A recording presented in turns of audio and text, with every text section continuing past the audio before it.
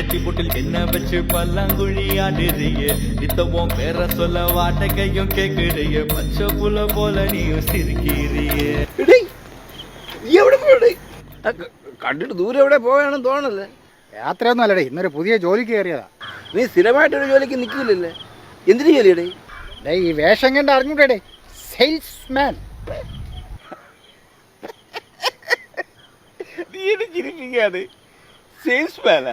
എടേ നീ അതിന് എന്തിനെങ്കിലും വിട്ടിട്ടുണ്ടോ? വിറ്റിട്ടുണ്ടാന്നാ?